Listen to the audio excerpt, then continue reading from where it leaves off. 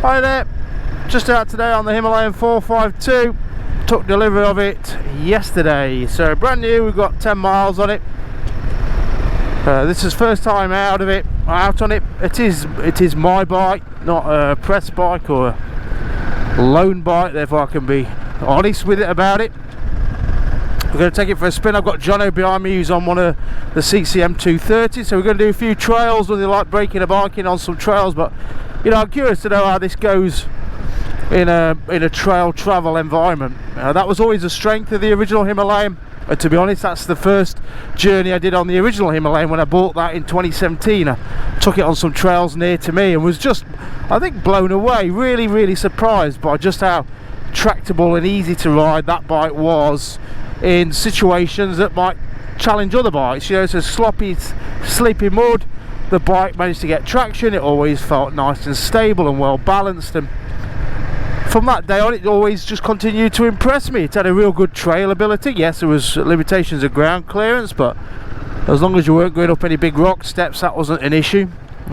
It was also a bike that obviously I run a place where people can ride bikes before they buy them, and the Himalayan was always the bike that you would put people on if they were novice trail riders. To me, it was a better novice trail bike than the CRF or any of the other trail bikes, just for the fact that the seat height was low, the power delivery was manageable, and everything was soft and easy and sort of reassuring. There was a reassuringness about the Himalayan, which I think this new one has to have.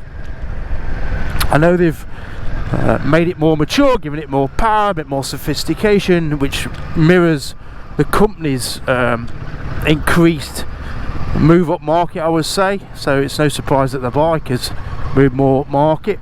And but does it offer that grassroots experience of the old one? That's the question. You know, that's what it's got to do for me. It's all right if it's better on the highway, it's faster and all that, or it's a better bike for blasting along Sardinian gravel tracks or out in the Himalayas where they got him on perfectly suitable long gravel roads, mud roads that they got in India. But what's it like in a proper adventure when you're on your own on an off-camber slope in the mud, it's raining, you're weak?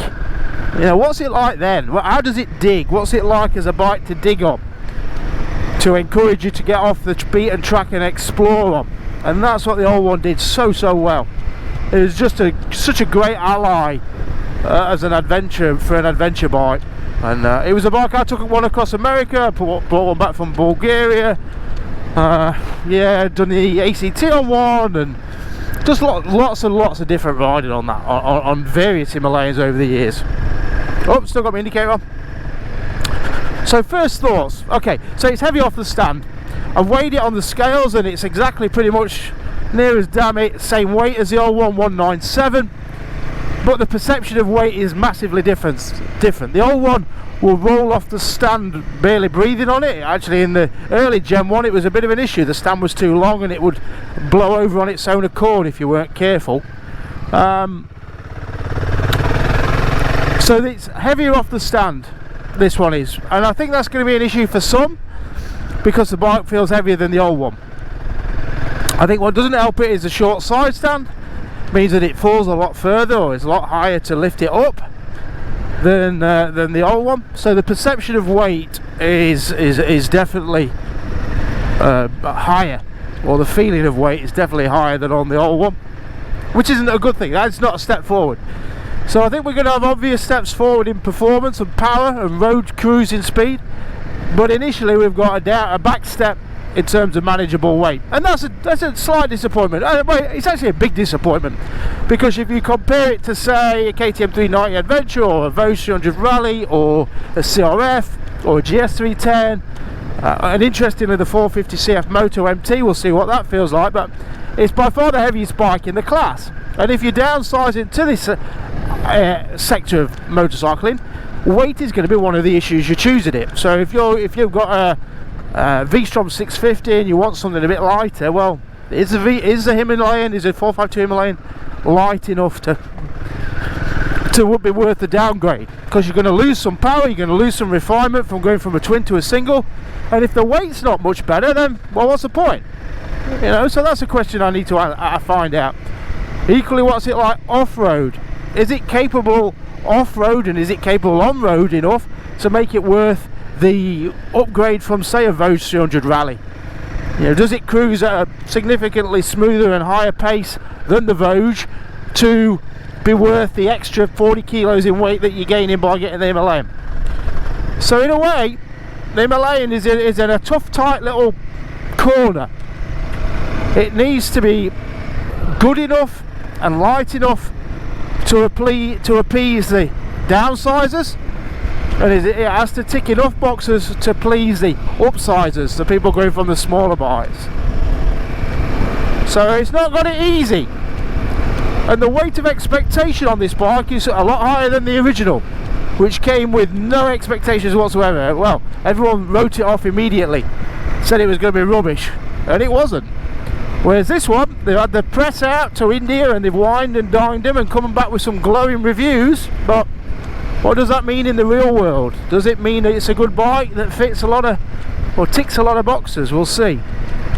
Early reports on the Facebook pages of people testing them, there's quite a few coming back saying it's a vibey engine above 55 miles an hour. Others are saying about the weight off the stand. So it's not a natural transition from old bike to new. I think obviously Royal Enfield hope that 411 buyers would buy the 452, and I don't think that's automatically going to be the case.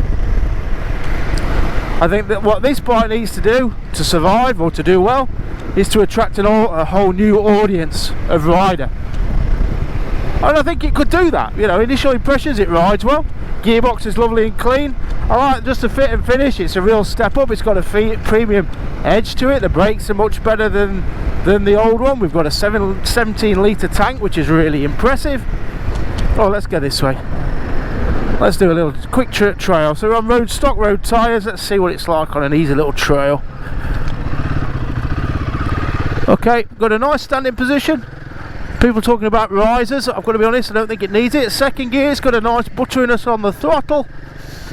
Oh yeah, I'm in a lovely natural stance. It's familiar to the old Himalayan, but without those wide panels that sort of splayed your legs out, which you did get used to, but weren't ideal. So I think immediate impressions of the standing positions are that it's quite nice, and it's clear that this is one of the areas that they've really developed the bike on, you know, in the off-road environment. And you could see that from the testing videos and the early reports and things. And I've got a friend who's been doing some testing work, and I've heard rumours of other people who've ridden it, and they've all said, you know, what a great setup for off-road it is. And immediately there, yeah, it feels it nice and manageable. Don't feel heavy there. Yeah, you know, all that weight off the stand vanishes when we're in these conditions. It's no longer got the long stroke motor, so will it chug as well? Well, we'll find out a bit today, I think.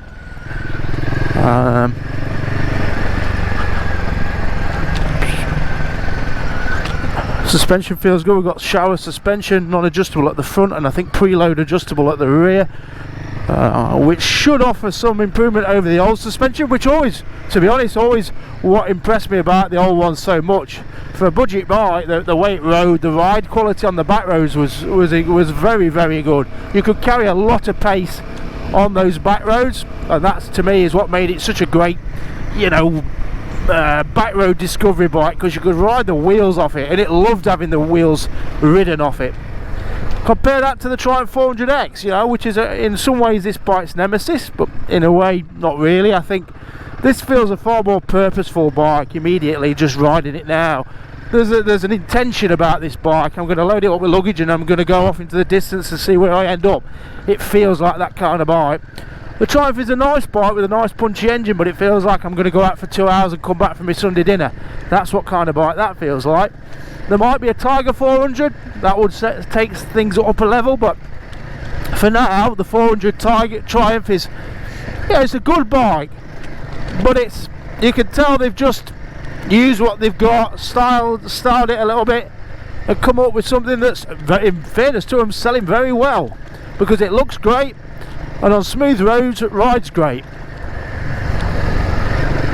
Yeah, down here, this is a familiar lane. It's got real lightness and agility, this bike has. It's got a similar stability to the old Himalayan as well. Yeah, it's I've got to be honest, bar that side stand weight, which is, you know, annoying, and it will be off-putting for some, or a deal breaker for some, this feels a very nice machine. Very nice. Is it going to be a great green lane bike for somebody who doesn't know how to green lane? Probably too heavy, if I'm honest. If you're buying this as a first green laner, I think you're going to get into trouble, and you're going to do a lot of damage to a very nice looking bike. Actually, what am I on about? The worst thing about this bike is the way it looks, which when you're riding it you don't notice, but yeah, I can't say I'm a big fan of the looks, if I'm honest. You got the impression with the first one that it was designed with purpose by a man who just sat there with a set square and went, yep, this is what it's going to look like. And this one feels like it's just been, oh, what do we do? Do we keep it retro? Do we modernise it? And all the lines on it are like wavy rather than straight. There's no conviction to the design, and that fuel tank is a horrendous piece of construction, I've got to be honest. So no, visually I think it's a bit of a shower of shit, but how it rides is really all that matters. Alright? From behind, looks like the bars are in a nice position. Yeah, it's nice actually, yeah. I tell you what, I'm surprised. It feels light when you're riding it. Yeah, it feels light and lovely. Yeah, quite surprised really. Nice standing position. Brakes are good. Yeah. And what are the tyres like? Well, let's have a look, shall we? There, I've just got my video. I'll show you. Look at that lead there. Oh, so there's a lot of lead. So what people might find when they're travelling with luggage and they've got panniers on, it might want to come over on itself. Although that is a nice big block, so it doesn't feel like it's going to come over itself. But yeah, so if you're off camber and you want to lift it up, it is a weight. There is a weight there. Tyres, I'll tell you, they're all right. Yeah, they're all right. Yeah. It almost feels like it needs some paint on it or something, or a sticker or some graphics, just to break up that beige.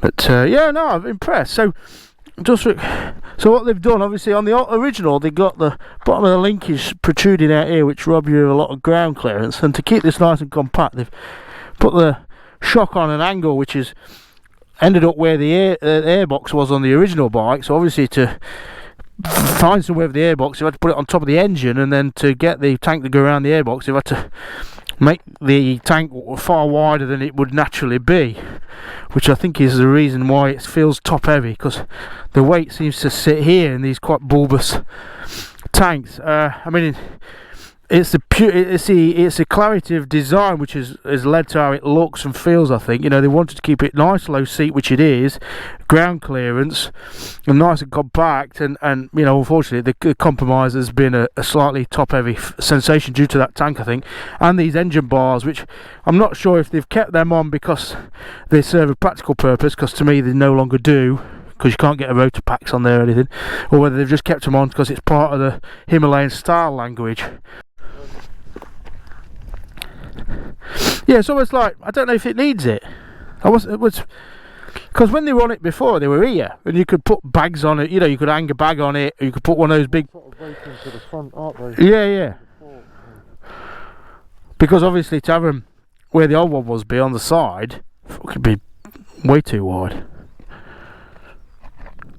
Okay, yeah, it's just this little bit here. So we're slightly off camber. How do I get on it? Oh, cock a leg over, then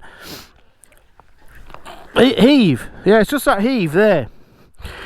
There is suggestion you could put a block on the bottom of the side stand, but then when it retracts it would make it too close and clatter on the centre stand, and that might be the reason why it's short side stand, because it needs to be to fit in with the centre stand. So who knows what the reasoning is, but I think it's like everything in life, isn't it? There is a compromise, and as much as you intend to make everything perfect, in doing so there's some things that just have to fall by the wayside, some elements of design, and you can just see it on this bike. They got such a simple objective to make a very capable travel trail bike, and you just can't tick every box, and somewhere along the line somebody's made the decision, well look, the weight's just going to have to sit a bit taller, and the side is going to have to be a little bit shorter, and the customers are going to have to get used to it, which is never ideal. But I think what you've got to admire with this bike, and what I'm already admiring, is they set out with a clean sheet to build upon and improve upon the original Himalayan,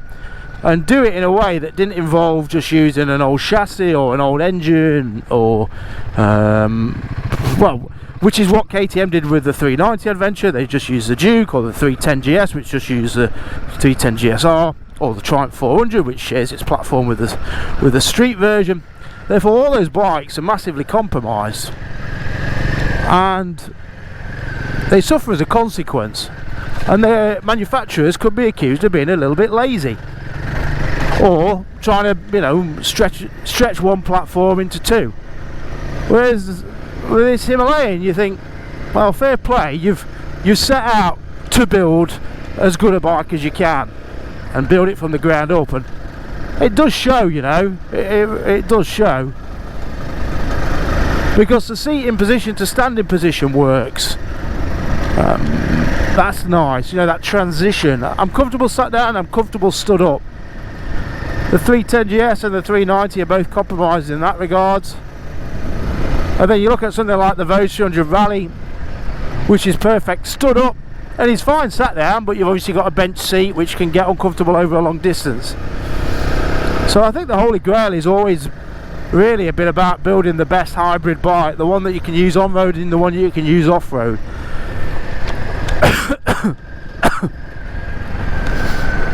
And we've just got to figure out where this bike's parameters lie. How good it is off-road, how good it is on-road. So I've got an Iceland trip in July, and you start thinking, well, is this the best bike for it, or do you get a trail bike, CRF Voge? This would carry luggage better, it'd be more comfortable on the road miles, a bit more performance.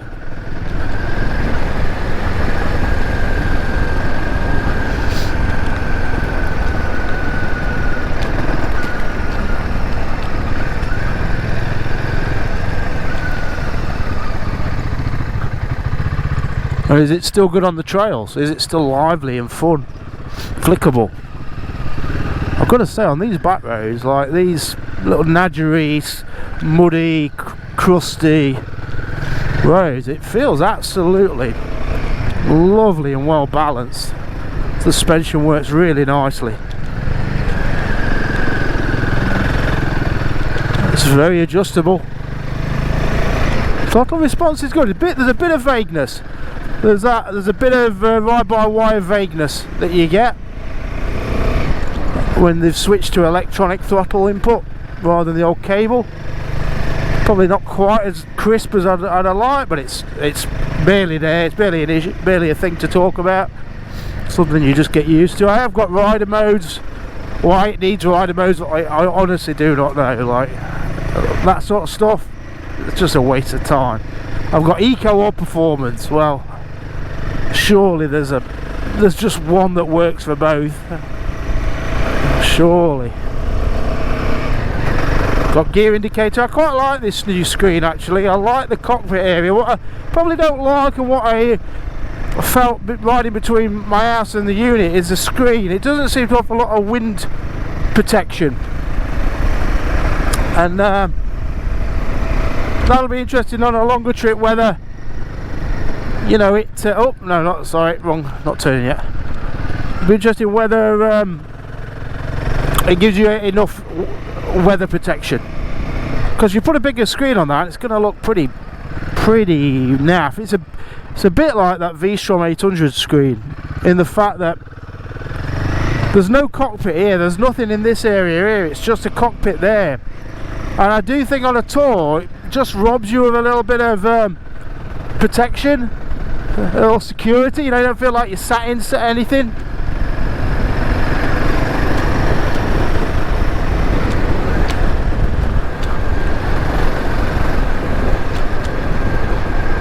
But yeah, I've got a great riding position. You could I think whoever set this bike up, configured this bike seating and bar position, it was a motocrosser, because it just sits naturally, placing your elbows up, your knees, your legs in a perfect sort of ready to stand up position. It's a motocross. It's a motocross triangle. Or it certainly feels like it to me. Like I can transition to standing so naturally. Nice slender tank.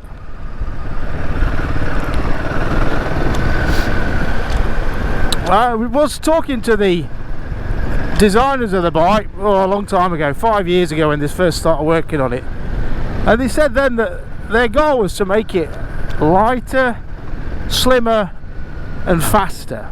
Well, they have succeeded certainly in two of those three. Certainly in two of those three. The lighter element is disappointing, although expected for what they've done with this bike, with a 17 litre tank and the rear rack and the side frames. So it's sort of in keeping, the weight is in keeping with the price point as well.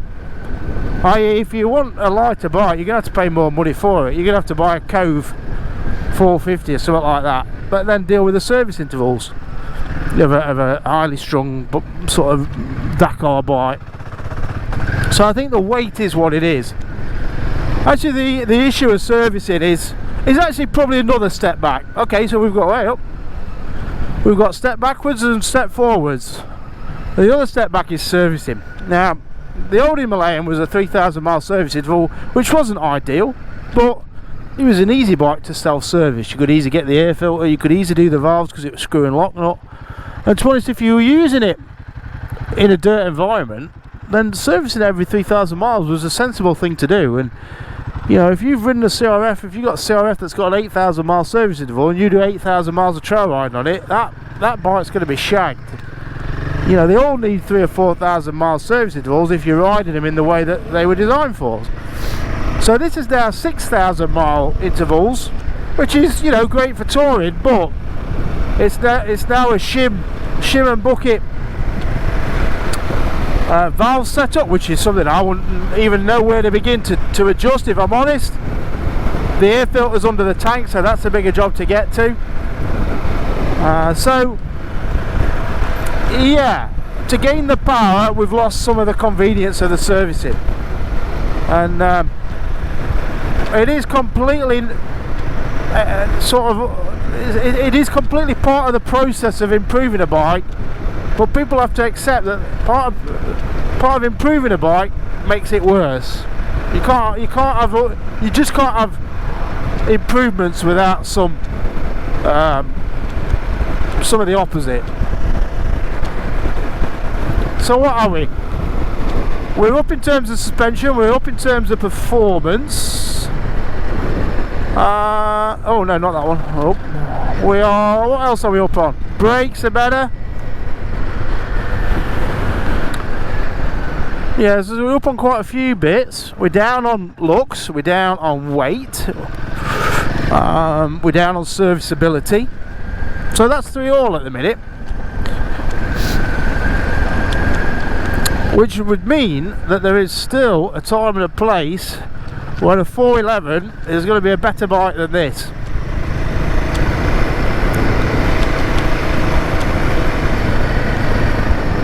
But rather than necessarily cast a curse on this bike, I think what that does is highlight how good the 411 was, and I think how underappreciated it was in the early days, certainly by the press and, you know, the big name people who just wrote it off as being a shitty Indian bike with no power and heavy weight. You know, it was all those things, but the recipe created far better things than the ingredients list suggested.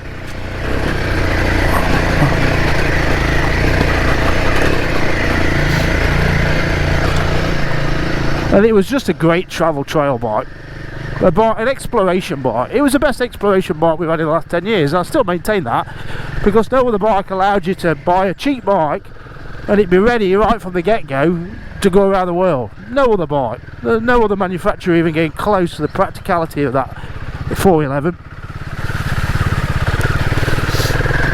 We've got a centre stand on this bike, which is good to see. Just taking it very gingerly because we've got road tyres and we do have some mud. Which line? Oh well, let's go this way. Have we got the chug of the old bike? That's what we want to know. Yeah, what am I getting now? Second gear, closed throttle, chugging. Yeah, look, it's not got quite the long stroke nature of the motor, but it's not peaky. I'm not having to work that clutch too hard or the throttle. I've got great balance through the pegs, in fairness. I mean, it's a very well balanced bike. I've got great control. First gear.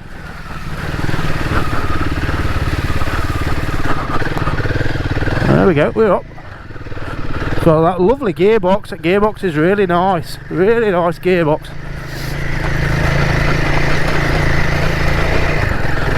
Third gear. Pulls nicely, we're about 20 miles an hour.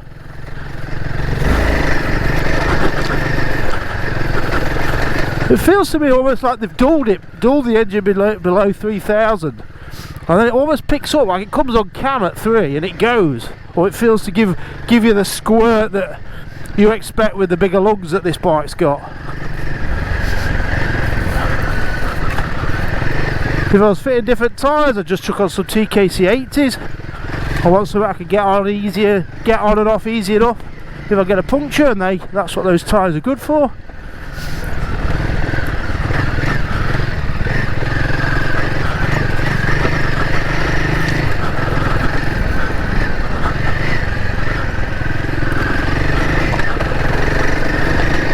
Oh man, I've got to say, I am incredibly impressed with the way this rides in a dirt bike environment, or dirt environment. It is better than the old one for sort of dynamically engaging with the trail. It is.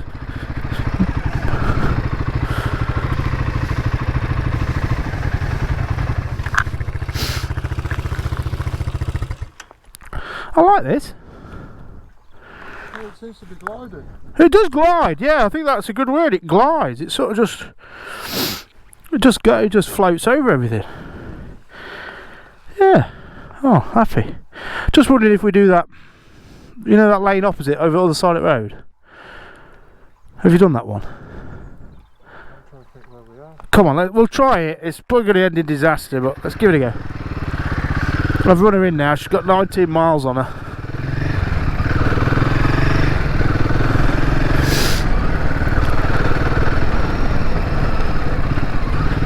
I kind of am a big believer in the running process, but not overly. Not when you hear people who've been to dealers to test ride them, you know, obviously got low miles bikes, and they say, yeah, it's a bit buzzy at 70. Well, it's because it's got fucking 300 miles on it, that's why. But, you know, I think that's what if you go for a test ride, you've got to pull back on what you're expecting. I think the expectation of a test ride is this bike's going to blow you away.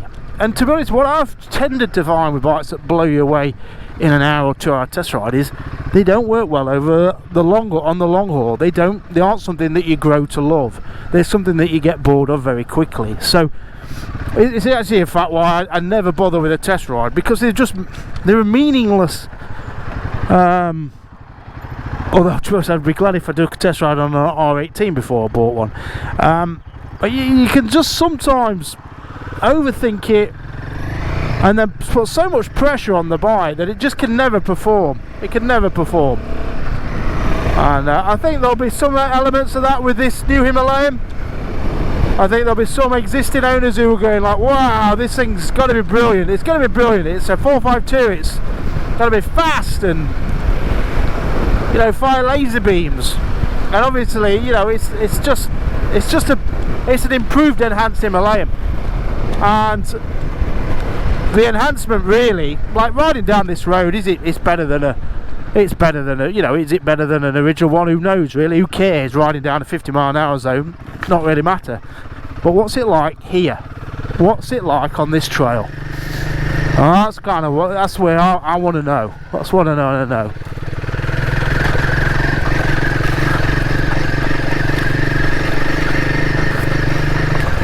I tell you what, the foot peg positioning and the transition between peg to peg is just so natural.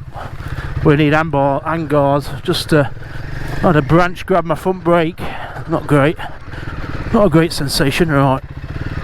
Now, what's it like in these shallow ruts?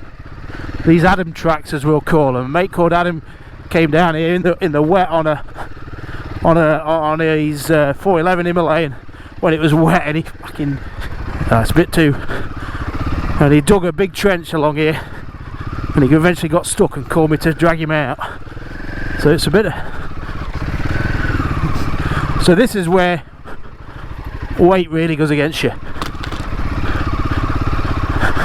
With a narrow gauge track, I don't want to be up on the pegs, because I know what I'll do. I'll catch the edge of the rut and then it'll go down like you've been shot. So I'm actually paddling my way through, self-preservation and all that. And we can get back up on the pegs, try and find a clean line really. But I'll tell you what then,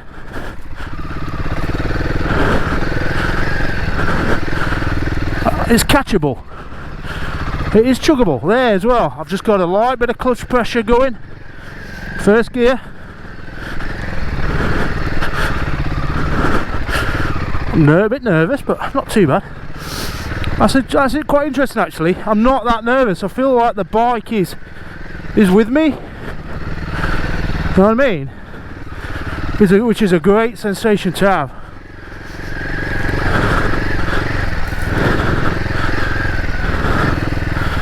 Got a bit of a wet stretch here. I'm going to come across. Which line do we want? Let's cross. So much for a clean new bike this morning.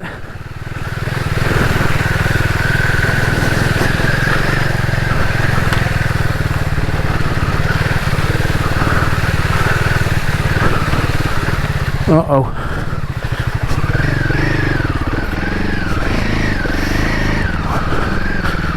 Okay.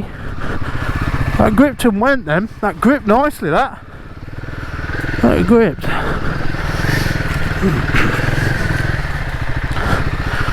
Whew. That's good fun down there. I'm not sure about this next bit. Have you done this one before? I don't think I've ever been done. It's fun in winter. Oh, so it's fun in summer looking at that there. Okay. When it gets well over time. Well, in winter it's wet, but you know, it's died back. In summer it's dry, but it's grown over. Let's see how we go. I'm going to aim for the centre. Yeah, it's got great drive actually. To say we're on road tyres, I've got some great natural grip. It's got a wider rear now. It's a 140 rather than a, what was a 411? Was it a 120? Was it? I mean, that's just chugging through this mud.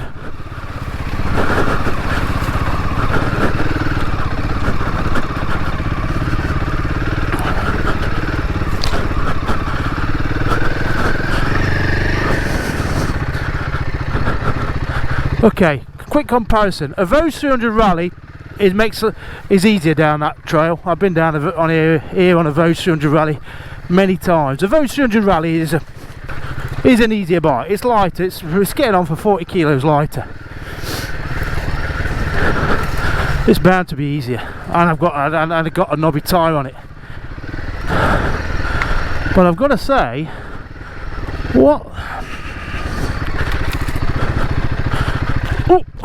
Oh. Sorry, bud. There I went into the bush. But for a big bike, and you know what, I'm going to call the Himalayan a big bike. It is a big bike. It's got a natural dirt capability that belies its size. I'm trying to think what other bikes in this weight class. You know, people are saying, well, a 10 or a 700, you know, it's not much heavier. I tell you what, I don't think a 1008 700 would get the average rider down here as easily or as confidently as this does.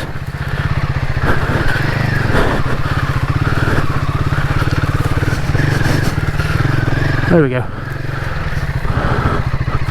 I tell you what, that was a good fucking baptism of fire, that.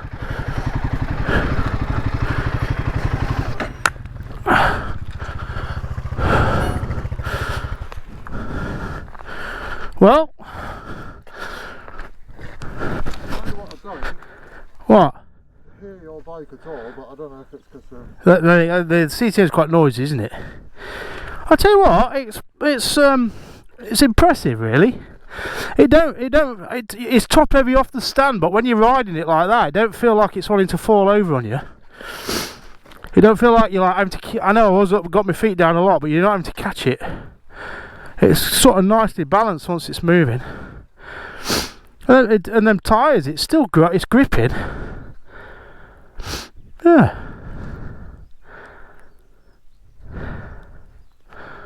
Cool.